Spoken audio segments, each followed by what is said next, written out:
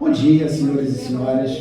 Bom dia, companheiros, amigos aqui presentes. Eu sou Ivan Batista, aqui na tribuna, então Ivan Batista, sócio do Rotary Club Niterói Caraíba, na qualificação de engenharia fotovoltaica. Antes de tudo, gostaria de saudar a nossa mesa presidencial. Estamos na figura do nosso presidente Luiz Antônio, que é quem saúdo também a sua esquerda, Ângela Cristina. Muito obrigado pela presença, é um prazer. Gostaria também de saudar a todos os companheiros aqui presentes, muito obrigado, é um prazer realmente. Estou com meu sobrinho aqui, Arthur, e gostaria de dar umas palmas para o Roberto Carlos, né? Parabéns a ele. Muito bom. Parabéns, meu padrinho, parabéns. Duplo infinito, né? Segundo a Brigida falou. Boa. 8 é assim. Isso. Mas estamos lá, vamos lá. Nossa, é realmente muito bom. Pois bem, para quem me assistiu lá no batalhão na sexta-feira, como foi falado pelo Roberto Carlos, eu prometo que eu não vou fazer ninguém pagar flexão aqui. Hoje o intuito já é diferente, tá bom? Vamos começar então a falar um pouquinho, e eu gostaria que realmente fosse uma conversa, então essa conversa se estende a vocês, a nível de perguntas, podem ficar à vontade. O tema é bastante atual, o tema é bastante necessário, bastante preocupante, e tem muita coisa que a gente pode fazer, tá?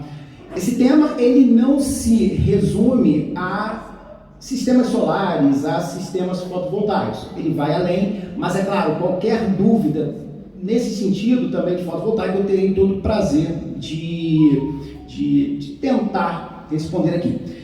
E eu vou encaminhar também para cada um de vocês, vamos ver por WhatsApp ou até no grupo, a apresentação daqui em PDF, tá bom? Então daí vocês vão poder ter uma ideia muito melhor, porque a gente sabe que quando sai daqui, né, alguns pontos podem ficar esquecidos. E por falar em esquecidos, eu gostaria de iniciar dizendo que todo palestrante, todo professor, ele sai muito satisfeito de sua palestra quando os ouvintes, eles entendem e absorvem o tema ao qual está sendo proposto.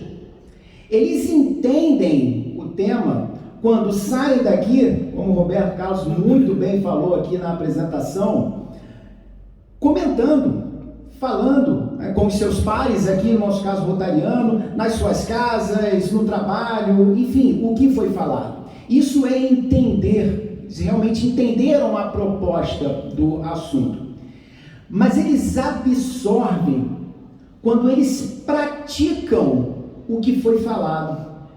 E essa é a grande diferença entre conhecimento e sabedoria. Então não basta termos apenas conhecimento, mas quando o temos, seria obrigação sermos sábios em executarmos o que conhecemos. E essa é a definição de ignorância, por exemplo, onde ignorância não é a pessoa que não conhece, muito pelo contrário, é a pessoa que conhece, porém ignora o saber. Então, o objetivo dessa palestra é que vocês entendam a importância da sustentabilidade e das ações ambientais que devemos construir para o mundo. E que vocês absorvam quais ações que nós, como seres individuais, podemos realizar para que esse projeto, para que essa proposta, para que essa necessidade seja alcançada.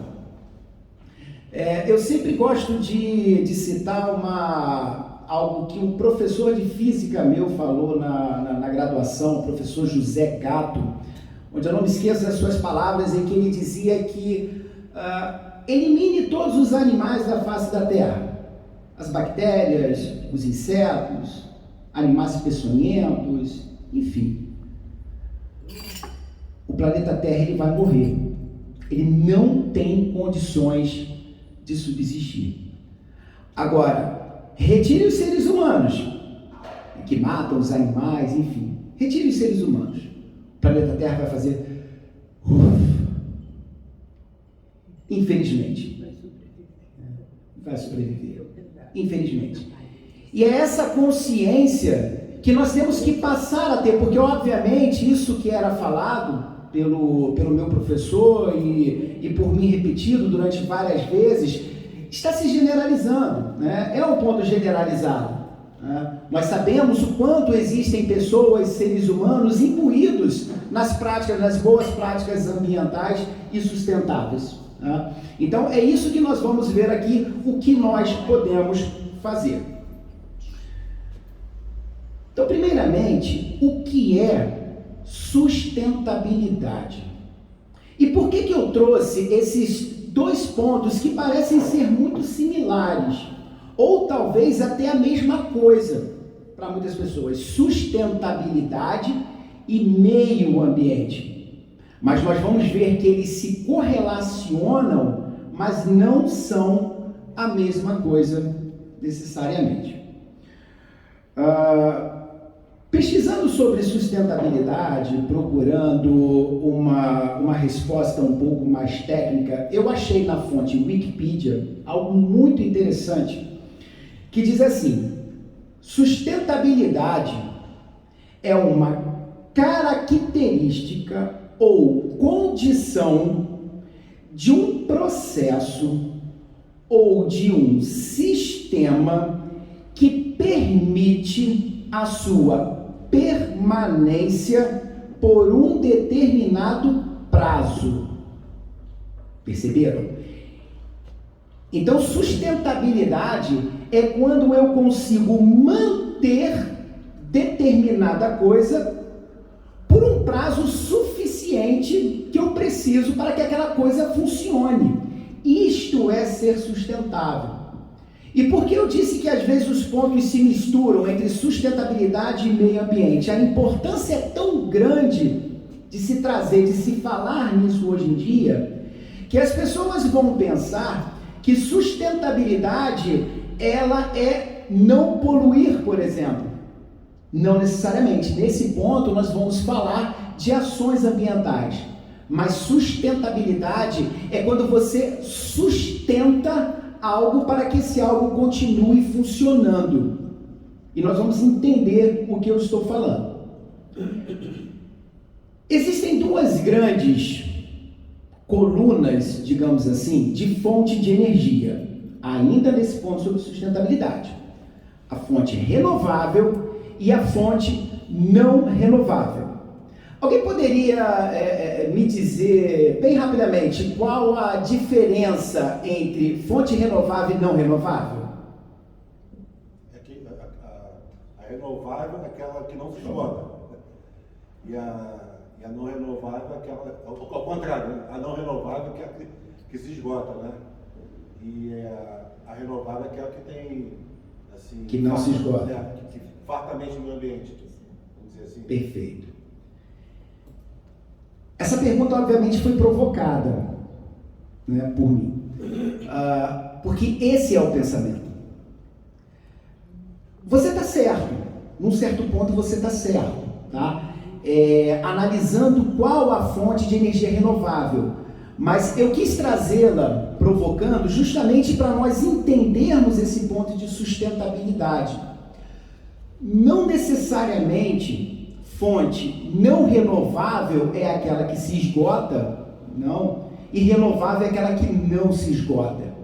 Mas o ponto em questão, o ponto crucial é a taxa de recuperação dessa fonte, onde não renovável não é aquela que se esgota, mas não renovável é aquela em que não se recupera com a mesma velocidade com a qual nós consumimos.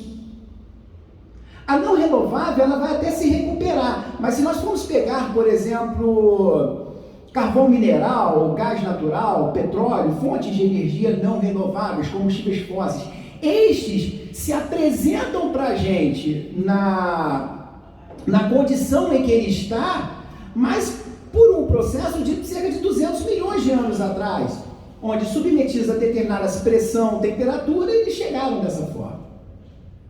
Porém, nós precisamos de energia hoje. Nós precisamos chegar nas nossas lâmpadas, acendermos e termos energia. Agora, e quando acabar ou chegar perto do final dessas fontes de combustíveis fósseis? Elas vão se recuperar, mas não no tempo que eu preciso. Já as energias renováveis, não. A taxa de recuperação dela é maior do que a taxa de consumo. Como por exemplo? Desculpa? Como por exemplo, eu consumo hoje e daqui a pouco ela já está disponível ali de novo. Amanhã ela já está disponível de novo. E ela vai ficar disponível durante praticamente todo o tempo de vida do ser humano na Terra. O último ser humano na Terra. O exemplo que eu estou pedindo é dessa, que aqui energia é essa. Exatamente. Era justamente isso que eu ia, nesse ponto que eu ia entrar. E eu gostaria que alguém me respondesse. Me desse um exemplo de energia renovável. Por favor. Energia solar. Energia solar. Eólica também. Energia eólica. Água. Hidráulica. Energia hídrica. Hidráulica. Exatamente. E era esse ponto que eu... Obrigado pelo questionamento. Porque era esse ponto que eu gostaria de tratar, né? Eu disse que a energia renovável, ela se recupera numa taxa mais acelerada, numa taxa maior do que a que eu consumo. Porém, quando eu falo de energia renovável e quando eu pergunto, as primeiras respostas são essas. Solar, eólica, hidráulica. Sim, porque são as mais usuais. Mas aí é que nós, por exemplo, que trabalhamos na área, inclusive vocês, consumidores, é que temos que pensar mais abertamente que essas não são as únicas fontes de energia renováveis, porque essas, o Sol, provavelmente daqui a 50 milhões de anos ele vai acabar. Mas daqui a 50 milhões de anos, eu acredito que não existirá mais ser humano na Terra, eu acredito. Tá? Agora, quando eu falo, então é sem graça, né, falar de taxa de recuperação do Sol, é sem graça falar de taxa de recuperação do vento, isso é muito sabido por qualquer um, os nossos filhos pequenos, enfim. Mas quando eu falo de taxa de recuperação, nós temos que entender, por exemplo, biomassa. Biomassa é uma energia renovável que nós utilizamos quase todos os dias, por exemplo, quando abastecemos o nosso carro, quem abastece com etanol, por exemplo, do biocombustível, e a biomassa, ela vai ser importante para gerar tanto energia elétrica quanto combustível. A biomassa, ela é um produto aqui no Brasil extraído através da cana-de-açúcar, por exemplo. Então, isso é que eu falo de taxa de recuperação. Nos Estados Unidos é beterraba que se usa. Então, isso é que eu falo de recuperação. Eu posso consumir e eu posso plantar cada vez mais. Resíduos agrícolas, por exemplo, é uma fonte de biomassa. E eu posso plantar cada vez mais. E os restos que eu tenho, por exemplo, conforme eu falei, dos produtos agrícolas, e utilizar aquilo como energia.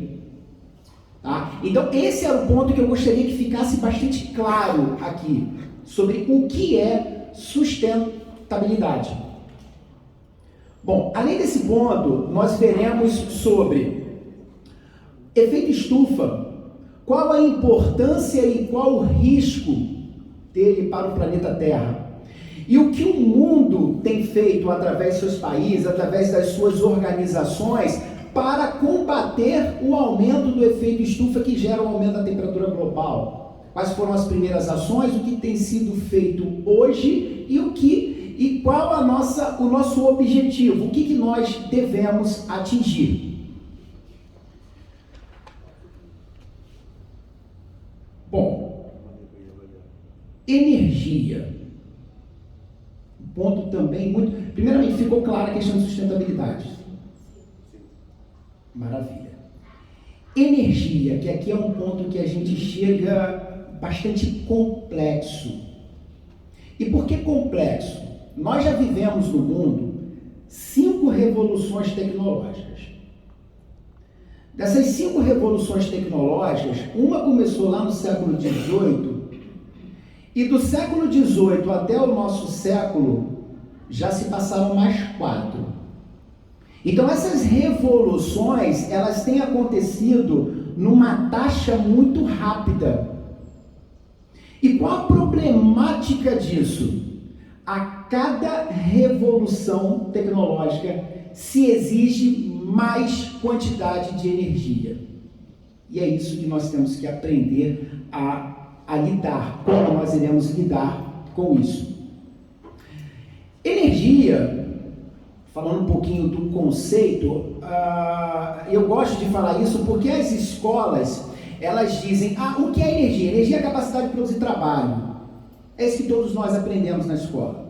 Mas eu acho esse ponto muito superficial. E eu, com um conceito próprio de energia, eu diria que energia é a forma como os elétrons se apresentam ou se comportam para nós, para a gente, em um determinado momento, gerando um determinado efeito ou resultado. Exatamente. Por exemplo, energia luminosa, que tem o resultado de gerar iluminação para esse ambiente. Tá? Energia, se o ar-condicionado estivesse ligado, energia do ar-condicionado, que é energia de frio. Lá fora, energia de calor. Nesse microfone, energia sonora. Só que toda essa energia, ela vai existir, ela vai ser apresentada para a gente através de um processo de transformação. Não é verdade, Roberto Carlos? Roberto Carlos entende bastante desse assunto, né? E daí a primeira lei da termodinâmica, por exemplo, em que diz que a energia não pode ser criada nem destruída, apenas transformada. E que a energia do universo ela é constante. Não é verdade? Ou seja, se eu estou utilizando energia luminosa aqui, não é porque eu estou utilizando que ela vai acabar. Não, mas existem processos de transformação. Ela sempre vai se transformar em outros tipos de energia. E para que eu tenha essa energia luminosa, hoje nós temos os computadores ligados, nós temos um microfone, olha quantos periféricos, quantas coisas, quantos objetos que nós temos hoje que nós precisamos utilizar para gerar um tipo de energia. Seja ela visual, seja ela sonora, seja ela luminosa, de frio, de calor, enfim. Qual o produto, qual a forma de energia que nós utilizamos para chegar até esse tipo de energia? A energia elétrica. É verdade? Então, se eu chego aqui, eu acendo o interruptor e tem luz nessa sala, é porque eu tenho certeza que esse prédio está sendo abastecido por energia elétrica. Tá? Então, por isso, do ponto da importância das revoluções tecnológicas. A primeira revolução tecnológica aconteceu em 1760, na Inglaterra, com a construção da máquina a vapor. Exatamente. Depois disso veio a revolução da eletricidade, né, com Thomas Edison criando a luz, Nikola Tesla criando a máquina de corrente alternada, né, permitindo ter corrente do jeito que nós temos, da forma que nós temos. Depois disso veio a revolução tecnológica, lá no início do século XIX. Depois disso veio a revolução da internet, em 1950, com o avanço da eletrônica digital. E agora nós estamos na revolução da inteligência artificial, onde querem simular a inteligência humana para fazer tudo que o ser humano faz, mas as coisas fazendo, robôs fazendo. Eu vi, inclusive, acho que foi ontem, se eu não me engano, que tem uma escola num determinado país do Oriente que foi construída por impressora 3D. Já. Bom, enfim, não quero entrar no tema aqui do que é correto ou não, de onde vai levar, para onde vai nos levar a questão das revoluções tecnológicas, porque ainda virão muito mais, mas o fato me parece que nós não vamos mais voltar atrás no tempo. E se não vamos mais voltar atrás, nós precisamos resolver esse problema, que é o problema de energia. Porque para fazer alimentar todas essas coisas, nós precisamos de energia. E quais eram as energias utilizadas lá naquela época de James Watt, lá na época da invenção da máquina a vapor? Eram os combustíveis fósseis. Porque, primeiro, era a única coisa que se tinha, que se conhecia, não existia tecnologia. E, voltando àquele ponto de sustentabilidade, era sustentável na época.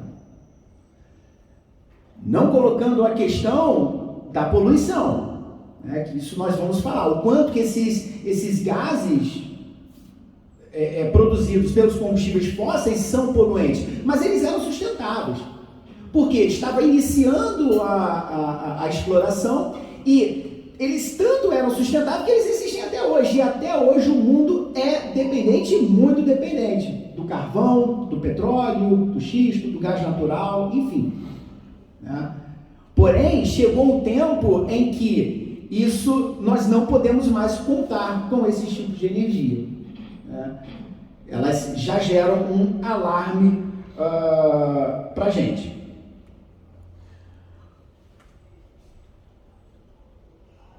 Bom, o que é efeito estufa? Eu acho que muitos de vocês têm ideia, né? Já ouviram bastante falar, apenas passando muito rapidamente. O planeta Terra, ele recebe energia do Sol. Essa energia, boa parte dela é absorvida pela superfície terrestre e uma outra parte será absorvida pelos oceanos, enfim. Outra parte dessa energia será refletida de volta para o espaço. Inclusive quando elas atingem árvores, edificações, enfim, elas vão ser absorvidas para o espaço. Também quando toca nas nuvens, serão absorvidas para o espaço. Obrigado. Só que na camada atmosférica existem uns gases, como o vidro de um carro. Vou dar uma analogia para vocês como se fosse um vidro de um carro. O carro, quando ele está paradinho lá no sol, e a gente entra nele, está quente lá dentro. Né? Por quê? O vidro, ele deixa parte da irradiação passar para dentro do carro, uma outra parte é refletida, e parte dessa radiação que entra dentro do carro e toca em tudo que há dentro do carro, seja console, volante, estofado, tudo, reflete de volta para fora. Consegue sair do vidro, mas outra parte bate no vidro e volta. Então fica essa brincadeira de reflexão e refração. É isso que acontece na nossa camada atmosférica com esses gases. Então, o efeito estufa, os gases de efeito estufa, mais uma coisa aqui que eu gostaria de trazer, que de repente é um pouco fora do que as pessoas pensam, os gases de efeito estufa, eles são sim necessários à sobrevivência para nós, seres humanos. Tá? Existem planetas, por exemplo, que não possuem essa camada atmosférica, são extremamente frios. Porque senão, as radiações que fossem refletidas voltariam para o espaço e não aqueceria a Terra. Agora, o problema é a quantidade de gases que estamos emitindo do efeito estufa, o que está aumentando e desequilibrando essa condição da camada atmosférica, fazendo com que o planeta fique muito, muito mais aquecido. E nós vemos todos os anos os efeitos disso. Agora, um mês aproximadamente, quando eu retornei da Europa, eu saí numa quinta-feira de lá, já bastante calor em Portugal. Na sexta-feira eu vi nos noticiários que tinha batido 40 graus. Não estamos no verão ainda na Europa. Tanto em Portugal quanto na Espanha bateram 40 graus. Né? E imagina quando chegar o verão lá. Agora, há essa questão, infelizmente, essa questão do relacionamento, do correlacionamento entre os gases do efeito estufa e o aumento da temperatura no planeta não é unânime entre os cientistas. Há cientistas, há estudiosos que dizem que isso é apenas uma dinâmica normal de temperatura do planeta e que não está relacionado a esses gases. Tá? Eu não sei em que estão envolvidos esses cientistas, né? Mas é bom saber que existe. De repente eles estão envolvidos com a indústria do petróleo, não sei. Mas, E quais são esses gases, os principais gases geradores de efeito estufa? Então, obviamente, o gás metano, né? O gás metano, ele é o gás de maior abundância na atmosfera. E são a queima de combustíveis fósseis, esses combustíveis não renováveis, que é uma das principais atividades por emitir esse gás. Tá bom?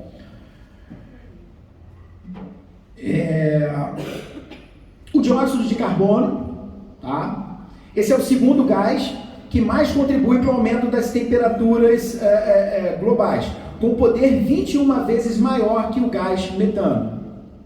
E também o óxido nitroso e os gases, como é que esse nome é um pouco difícil, fluoretados.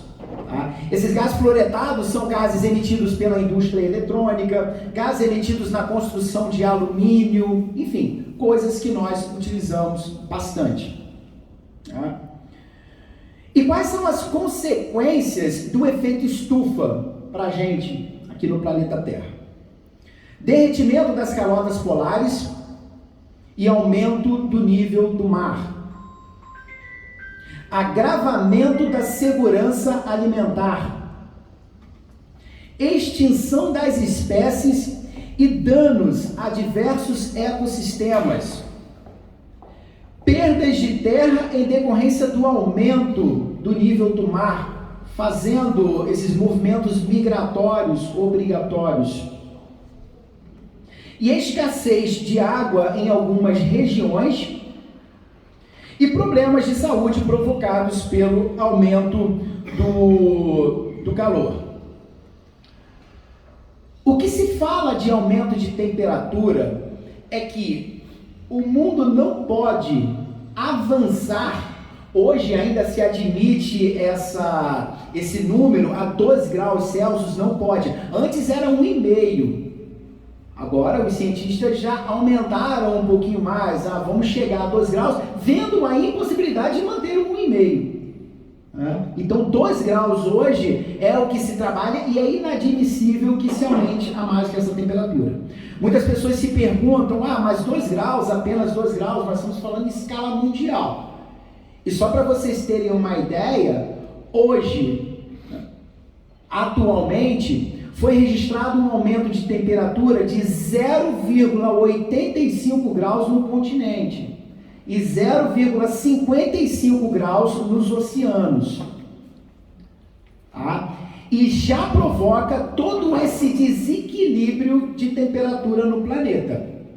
Então imaginem chegar a 2 graus, a 1 grau, a 1,5 grau. Então é um fato realmente bastante preocupante. E quais as ações que o mundo tem feito para combater esse aumento da temperatura? A primeira conferência mundial climática, ela aconteceu em 1972 em Estocolmo, tá? Então foi aí que o mundo começou a se preocupar, começou a analisar os alarmes que vinham sendo dados e começaram a se reunir para poder mitigar essas situações. Então, nessa conferência foram discutidas questões como mudança climática, a qualidade da água, soluções para reduzir os desastres naturais, Depois disso, começou a haver uma série de conferências no mundo, e sendo a próxima mais importante, tá? Não vou colocar todas elas, porque foram realmente muitas conferências que aconteceram, mas em 1998, em Toronto, no Canadá, essa também muito marcante, muito importante, porque foi nessa conferência em que foi criado o IPCC, tá? Que é um programa de controle, né, de mudanças climáticas. IPCC é uma sigla em inglês, significa Intergovernmental Project Climate Change. Então é um projeto de mudanças climáticas. Após isso, houve em 2015 o histórico Acordo de Paris, tá? Em que no Acordo de Paris ficou determinado que os países desenvolvidos deveriam aplicar, investir 100 bilhões de dólares por ano em ações contra as mudanças climáticas. E a mais recente foi a COP27, que aconteceu no ano passado, dos dias 6 a 18, no Egito, com o tema Juntos para a Implementação, e teve como objetivo renovar esse Acordo de Paris, que é aquele de investir os 100 bilhões para países desenvolvidos. Ora, e por que renovar? Porque, infelizmente, estava-se observando que esse investimento não estava acontecendo. Algo realmente bastante preocupante. Então, essas são as ações que o mundo tem feito. Agora, quais ações que nós, seres humanos, seres individuais, podemos fazer para contribuir? Né?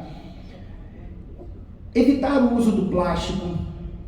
Então vamos priorizar. Hoje já existem, por exemplo, essas ações em supermercados. Então vai fazer uma compra, alguma coisa, leva a sua própria bolsa de papelão ou de pano, enfim. Também os produtos que nós compramos, quanto menos, o plástico ele é derivado do petróleo. E a gente usa muito petróleo hoje ainda, né? Não só para energia elétrica, mas nas nossas escovas de dente, nas tintas, nas borrachas, canetas, enfim, tudo se usa petróleo, tá? Então, evitar o uso do plástico. Formas alternativas de geração de energia. Isso está aí, né, para a gente. E a forma alternativa de geração de energia, onde todo mundo aqui, todo o ser humano, Brasil, por exemplo, tem um projeto de luz para todos, todos precisam, né, de luz, de energia elétrica, enfim. Mas hoje nós temos à nossa disposição tecnologias de geração de eletricidade limpa e que substitui, né, as nossas convencionais fontes de energia. Há de se colocar aqui também que o Brasil, ele é um dos países mais limpos, tá, na geração de energia, por causa da energia hidráulica, que é uma energia limpa, apesar de provocar alguns problemas, onde se faz o acúmulo de água, enfim, se não for a fio d'água, a hidrelétrica, tá? Mas o quanto que nós podemos tornar isso mais limpo, mais sustentável. Até porque, por mais que nós utilizemos da energia hidráulica, da hidrelétrica, mas quando há os problemas de falta de chuva, e a gente sente isso nas nossas contas de energia através das mudanças das bandeiras tarifárias, por que a bandeira ela cresceu daquele jeito e a energia ficou mais cara? Porque nesse momento nós estamos utilizando combustíveis sujos, combustíveis fósseis, que é quando se liga as termoelétricas. As termoelétricas ficam mais caras, aquela energia, então elas vão ser vendidas também mais caras para a gente, tá? Então nós temos, e é muito interessante que essa questão de você gerar a sua própria energia, além de estar contribuindo para o meio ambiente, para a sustentabilidade, você está economizando também, né? E todos podem fazer isso atualmente. Reduzir o uso do carro, né? Isso é muito importante. A indústria do carro elétrico daqui a pouco está chegando para todos. Isso na Europa já é quase que uma realidade. Existe algum problema ainda tecnológico, principalmente relacionados à bateria, o que torna ainda esses carros muito mais caros. Mas hoje nós vemos aí diversas motozinhas elétricas, bicicletas, enfim. E daqui a pouco os carros estarão chegando também. Mas existem muitas opções de transportes coletivos, de carros coletivos, enfim, que nós podemos aí reduzir o uso dos nossos carros. E diminuir o consumo de carne e leite. Num caso desse, eu também tenho que me disciplinar bastante, porque eu adoro carne. Eu gosto muito de um churrasco, enfim. Mas eu não sei se vocês sabem ou se todos sabem, mas um dos maiores responsáveis pela emissão de gás metano, que é um gás altamente destrutivo, que aumenta o efeito estufa, são dos animais ruminantes. Então, quando se cria, aumenta o consumo de carne, o consumo de leite, tem que manter os gados, por exemplo, no momento da ruminação, eles geram muito gás metano, tá? Prejudicando, então, assim, bastante. Exatamente. Não sabia? Não, de jeito nenhum. Pois é, mas é uma verdade. Bom, era isso que eu gostaria de trazer para vocês, tá bom? Espero realmente que vocês tenham gostado e gostaria de abrir um pouco para dúvidas. Caso alguém tenha alguma dúvida, alguma curiosidade que gostariam de colocar? Está muito rica a sua exposição e muito clara. Eu, por exemplo, que sou uma pessoa, por força da minha atividade profissional, né, muito ligado ao setor hidroelétrico, desde os primórdios da minha vida profissional, né, reconheço realmente a importância de todas essas colocações que você fez. Nós temos aí efeitos que poucas pessoas sabem. Por exemplo, uma das maiores barragens do mundo, né, foi a barragem de Assuã, lá no Egito. Né? E essa barragem, por mais que pareça incrível, o lago a ser formado levou muito mais tempo do que os projetistas tinham imaginado, tendo em vista um dado importantíssimo oriundo do meio ambiente, ou seja, a evaporação. A evaporação fez com que aquela barragem não obedecesse ao projeto no sentido do tempo do enchimento.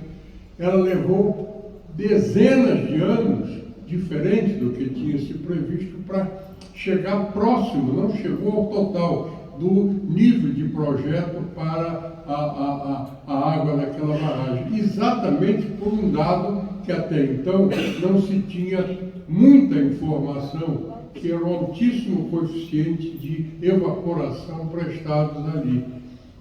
Então, a grande vantagem, você citou aí en passant, mas é muito interessante, a grande vantagem que o Brasil levou nos primórdios do desenvolvimento da parte energética foi o fato dos nossos rios, embora nós não tenhamos rios,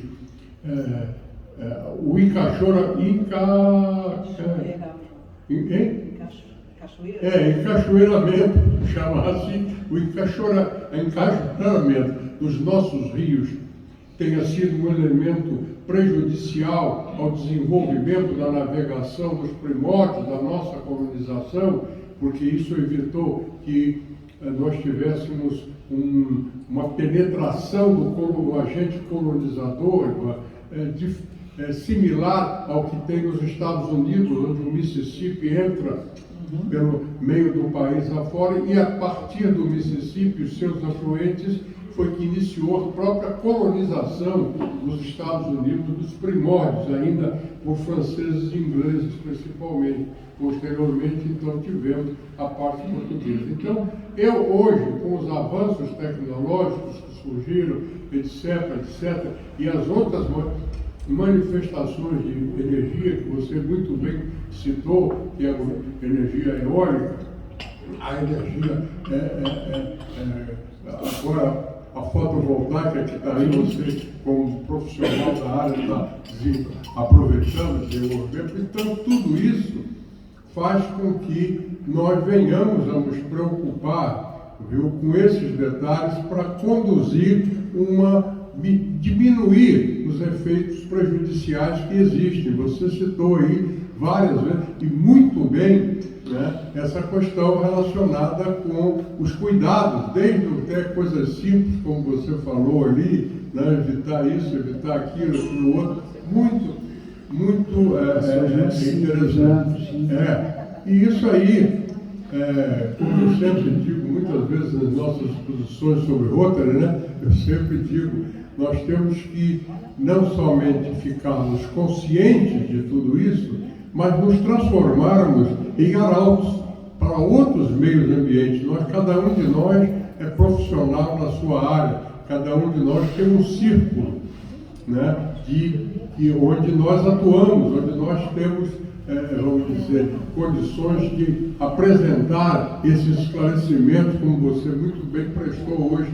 Então, isso é uma oportunidade, como eu digo sempre, nós temos que, cada um de nós, se transformar em elementos multiplicadores. De maneira que eu fico muito feliz, contente com a forma apresentada, e acho que nós aqui do Rotary Caraí fizemos uma ótima escolha aí do palestrante hoje, que nós enriquecemos profundamente, e esperamos que isso, cada um de nós, multiplique e que você tenha outras oportunidades aqui pelo Rotary, ou aqui em Niterói, ou mesmo fora do Rotary, em outras instituições, como a outra instituição que você participa, lá no GOB, né, no Grande Oriente do Brasil.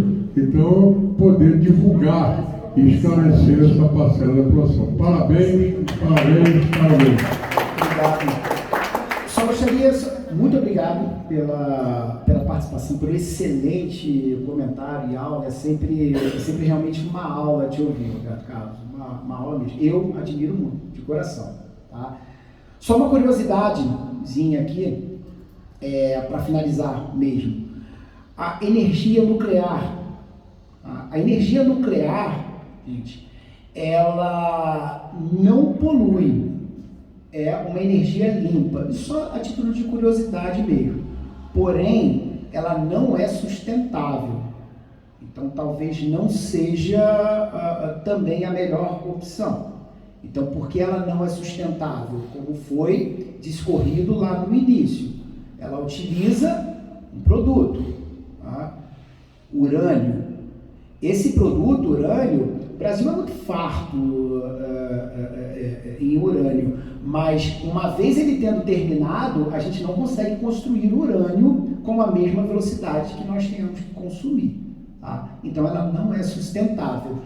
E um probleminha também, por último, das energias, por exemplo, solar e eólica, porque muitas pessoas podem pensar assim, poxa, em muitos países pequenininhos no mundo e muito ricos, né? Então a Suécia, a Finlândia, Luxemburgo, né? Um país riquíssimo. Então por que esses países não investem mais um pouquinho em energia solar e eólica e fica com sua matriz energética somente no solar e eólica? Né? Porque não dá, não pode, tecnicamente não pode, em função da intermitência dessas energias, tá bom? Não é toda hora que nós temos sol, né? Não é toda hora que nós temos vento, e a gente não consegue estocar vento, né? Então, não consegue. Olha lá os companheiros lá, Pois é.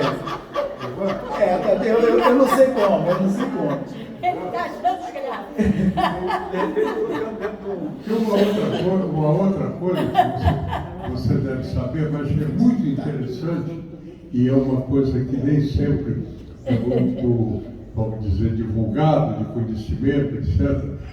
No sistema elétrico mundial existe uma usina na França, em La Rance, né, que usa interessantíssima a barragem de La Rance, porque isso utiliza uma coisa ainda não muito aproveitada, mas que no nosso país, principalmente lá em cima, no estado do Maranhão, a possibilidade é imensa, que é a energia das marés. Sim. Aonde a barragem de La Rance, a maré sobe e entra e é jogada, a água é jogada no reservatório.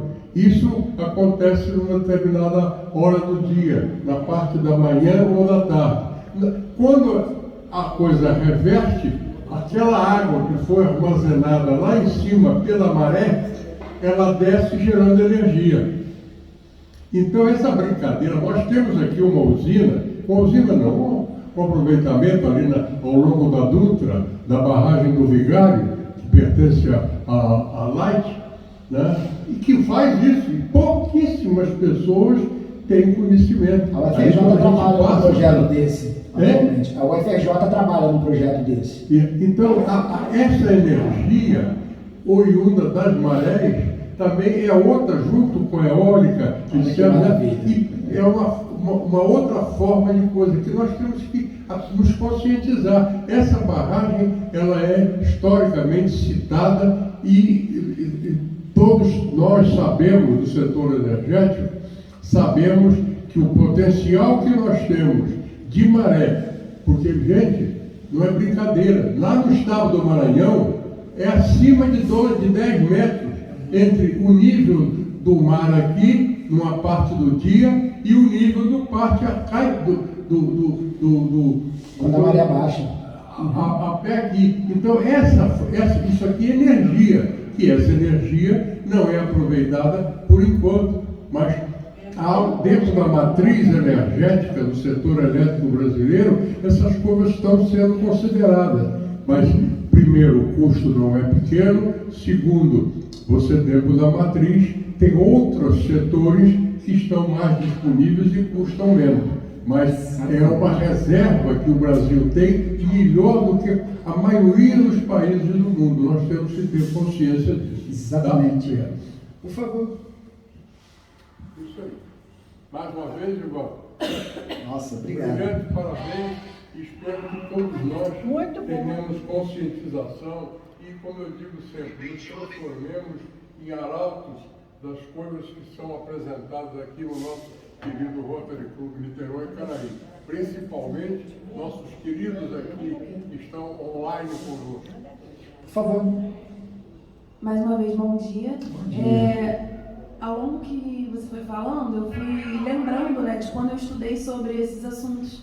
Legal. Aí eu queria perguntar 2 dúvidas rápidas e também uma curiosidade. Eu lembro que quando eu estudei sobre energia, os professores falaram que no Brasil utiliza-se, acho que é termoelétrica. Termoelétrica. Termoelétrica, o ideal quando começou a utilizar a termoelétrica era utilizar por apenas alguns anos, só que usa-se até hoje e isso gera muitas consequências ambientais. Ainda utiliza-se termoelétrica no Brasil e queria te perguntar quais seriam as consequências assim, em longa escala, os riscos, né, sobre. E eu não sei se ainda, essa aí já é a segunda pergunta, se ainda se utiliza energia nuclear no Brasil. Qual o seu nome mesmo? Desculpa. Lorena. Obrigado pela pergunta, Lorena. Sim, utilizamos termoelétrica ainda no Brasil. Viajando daqui, por exemplo, para o Rio Grande do Sul, a gente passa logo na estrada, por uma muito grande, e praticamente todos os anos. As termoelétricas, elas são ligadas, eu cheguei até a falar um pouquinho aqui na palestra, quando há a redução de chuva e com isso os níveis dos reservatórios eles abaixam. Então eles ficam baixos num nível crítico. Nesse momento é a hora de se preservar essas hidrelétricas, né? E daí a gente precisa de uma outra fonte de energia, né? E a única que nós temos capaz de dar esse suporte são as termoelétricas. E você sabe, conforme eu falei aqui, né, você sabe quando elas são ligadas, quando a sua bandeira tarifária ela muda de verde para amarelo, estado de atenção, e de amarelo para vermelho. Ainda tem 2 estágios de vermelho. Então, quanto maior esse estágio, é porque mais está sendo utilizada essa energia termoelétrica. A energia de uma termoelétrica ela é despachada mais cara para quem compra. Quem compra energia? Aqui, por exemplo, a Enel vai nos leilões de energia, compra uma quantidade de energia e vende para vocês essa quantidade de energia. A Light ela faz a mesma coisa. Essa da termoelétrica ela é mais cara, por isso fica mais caro para a gente, resultando então nas bandeiras. A energia termoelétrica ela funciona da seguinte forma: existe uma caldeira muito grande, coloca-se um líquido lá, por exemplo, água, e aquece essa caldeira. E como que aquece ela? Com carvão, com combustíveis fósseis. Todos os combustíveis fósseis aquecem. Essa água ela vai aquecer, vai virar vapor, vai passar por um sistema de tubulação. Esse vapor é quem vai mover as pás de um gerador elétrico. Na verdade, praticamente todas as fontes de energia elétrica são baseadas dessa forma, não é verdade, Roberto Carlos? Em que você tem um produto, seja ele água, seja ele vapor, batendo nas pás de um gerador elétrico e fazendo ele girar. A única, praticamente, que vai se diferenciar disso é a energia solar, tá? Que não vai haver esse processo mecânico. E só para finalizar, é justamente na queima desses combustíveis fósseis onde o produto que eles geram é dióxido de carbono, é gás metano. Então, nesse momento, eles irão poluir. E só para finalizar a sua segunda questão, a nuclear. Sim, no Brasil todo nós temos apenas uma usina nuclear, que é a nossa querida Angra, né? Usina de Angra 1 e usina de Angra 2. A usina de Angra 3, ela está em projeto e a perspectiva é para 2028, 2029 esteja pronta. Nuclear, ela despacha energia para todo o Brasil. Quem vai definir para onde vai, se vai para o Sudeste, se vai para o Nordeste, em qual momento vai, é o ONS, que é o Operador Nacional do Sistema. Ele vai, então, monitorar todo o sistema energético e ele vai decidir, Angra, despacha agora para tal, despacha agora para tal, despacha agora para tal.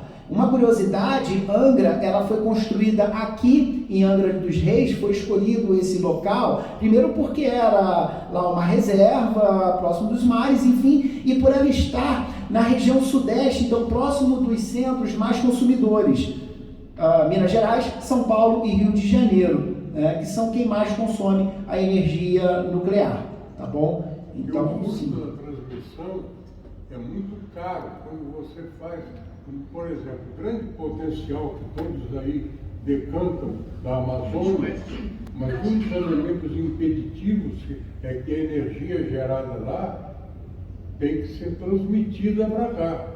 O custo da transmissão é altíssimo. Exatamente. É altíssimo. São linhas de transmissão que, ao longo dos anos, porque o setor energético, você tem a geração, você tem a transmissão, você tem a distribuição, que é a nossa, quando a energia chega às nossas cidades. Então, quando a gente tem a possibilidade de fazer uma usina que tenha no local, primeiro, a térmica precisa ter água próxima, depois tem que estar próximo do centro consumidor para evitar o acréscimo do custo da transmissão. Então isso aí, porque veja bem, a própria usina nuclear, ela nada mais é do que uma usina térmica, porque a Sim, é uma usina térmica, igual às outras, só que a outra é um outro tipo de combustível, que pode ser óleo diesel, que pode ser carvão, nós temos aí vários, né? Agora, a energia dita nuclear, o que é? É quando você, através de todo o sistema, você faz a fissão do urânio, a fissão do átomo de urânio, ela provoca uma imensa quantidade de calor. Então, é este calor que vai transformar em vapor a água e que vai acionar as turbinas e, consequentemente, o gerador. Na verdade, só um adendozinho aqui. Perfeito. Mas quem faz o vapor na usina nuclear, na verdade, não é nem o aquecimento da água, não. O urânio, ele está dentro esqueci o nome que se dá agora, das varetas, né? Das varetas combustível. O nome daquilo é vareta combustível. O urânio, ele está ali dentro. Há todo esse processo de fissão, como muito bem você falou, aquece as varetas de combustível, a água passa por ali e aquece a água. Então essa água, ela vai entrar dentro de um gerador de vapor, que já é um segundo estágio. Existem 3 estágios ali, ela já é no segundo estágio, e essa água, ela vai passar quente e depois vai ter uma outra tubulação passando água fria. Essa água quente com a água fria é que vai fazer gerar o vapor. Não é necessariamente no momento do aquecimento. Por que não? Isso é muito interessante, esse fato que você falou. Por que não é nesse momento que gera vapor? Porque a água, ela é aquecida ali, é um aquecimento muito grande, como você falou, a energia é muito grande. Se deixasse ela virar vapor ali, iria se perder muito. A água começa a entrar em vapor aos 100 graus. Né? A temperatura ali é muito, muito maior do que os 100 graus. Então, naquele momento, existe um pressurizador que vai fazer com que a pressão ali do local seja cerca de 350 vezes a pressão atmosférica, maior do que a pressão atmosférica. Essa pressão não vai deixar essa água entrar em estado de vapor. Ela vai aquecer muito, mas não vai entrar em estado de vapor. Então ela sai quente para um outro estágio, que é o gerador de vapor, e conforme eu falei ali em contato, né? Não chega a ter contato, são 2 tubulações, uma de água quente e outra de água fria, ali é que ela vai vaporizar, fazendo então girar as partes do gerador elétrico. Eu só ia acrescentar uma curiosidade mesmo, de saber por que você se interessou por essa área, que levou a sua formação, provavelmente seu trabalho, não sei, enfim, só isso. Nossa, obrigado. Pois é, só podia, né? Pois é, tal pai, tal filha. Muito bom. Inclusive, existe, depois eu vou passar para vocês, o Luciano tem um canal meu no YouTube, Mundo Renovável, onde eu falo sobre diversos temas sobre energias renováveis, tá bom? Bastante interessante. Não me concentro somente em energia solar, tá? Inclusive lá tem um pouquinho da minha história também, tem um pouquinho da minha vida, tem um vídeo lá que eu conto um pouquinho da minha história, que eu acho que é um pouquinho interessante, que é uma história de superação. Mas eu sou engenheiro eletricista, tá? de formação, eu sou pós-graduado em gestão de eficiência energética e tenho um MBA pela UFRJ em eficiência energética. Tá?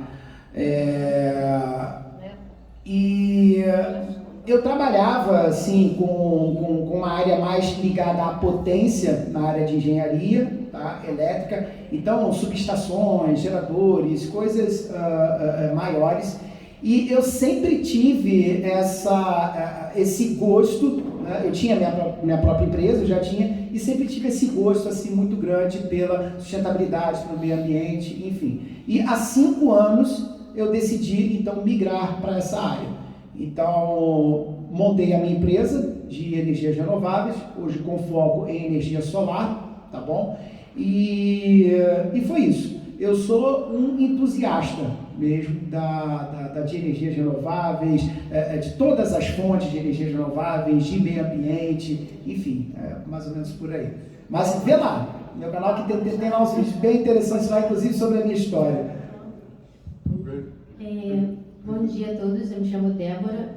Você falando também, então, também me veio à memória, eu estudando antes, né, quando criança, até mesmo no começo, na era industrial, os efeitos colaterais que deram depois da era industrial em relação a trabalho mesmo, e em relação à poluição, né? E eu não sei se foi foi minha criação, mas eu sempre tive, desde pequena, a conscientização em relação a gasto, né, de alimentos, em relação a plástico, em relação a reciclagem. Eu sempre tive isso na minha mente. E eu vejo que também ao meu redor, e as pessoas que eu vejo, né, da vida, é muito difícil passar essa conscientização para as pessoas. Sim.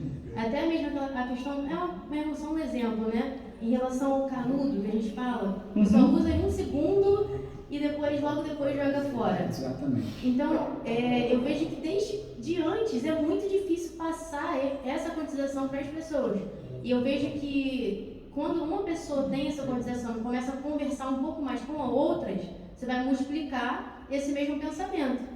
E até mesmo na sua área, a minha pergunta para você é como que você faz para você poder passar essa conscientização, o quanto que é importante, né? Você ter essa noção de futuro, porque não é só para uma pessoa, é para literalmente a humanidade. E eu vejo o quanto é difícil, ao decorrer dos anos, isso passar. Você vê hoje criancinha com um montão de plástico, um montão de coisa que rápida joga fora. E é muito complicado. Eu tento passar sempre para as pessoas, pelo menos um pouquinho, né? Mas eu queria saber de você, como você faz na sua área para tentar passar isso para as pessoas. Eu vi que você falou que tem um canal agora que tenta falar mais, mas você vai fazendo como? Como você usa isso na prática, né? Legal. Qual é o seu nome? Débora. Obrigado também pela pergunta, pela participação, Débora. Por isso que eu resolvi iniciar minha palestra colocando aquela temática, né, entre conhecimento e sabedoria. Né? Então, eu acho que falta um pouquinho disso nas pessoas hoje em dia, né? Porque, como você bem falou, eu acho que, ainda mais hoje, com o advento da internet, né, todo mundo, toda criança, inclusive, vai saber que é errado pegar uma garrafa PET e jogar no mar, no rio, alguma coisa assim. Ela vai demorar 500 anos para se degradar, né? Mas faz ainda, né?